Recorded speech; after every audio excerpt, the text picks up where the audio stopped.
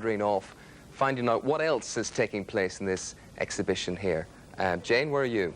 Well, it's brilliant. There's some wonderful things on display. This is one of the original Doctor Who cars. I think it was mostly used by John Pertwee, but it still looks in pretty good nick. And over here, it's very exciting because here we're inside the TARDIS, and this is actually the control desk of the TARDIS. I'm not quite sure what all these buttons mean, but it all looks terribly impressive and very sci-fi indeed.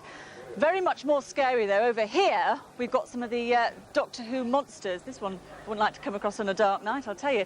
Look at this one over here. It's got a very unpleasant tummy. Now, down here we have famous K9. And he actually left altogether in 1981. But the working model is there.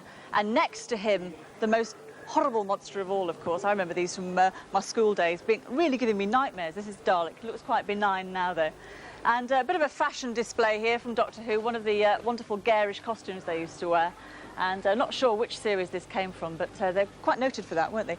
And one of the amazing things about the studio here is not just the costumes and the props, but also the special effects. And you've very much been seeing that if you've been watching the series, the Chronicles of Narnia recently. And here we've got the Dawn Treader itself, looking a little bit less impressive than you see it when you see it on the telly, because it's a half-scale replica of the actual sailing ship that they used in the current BBC series.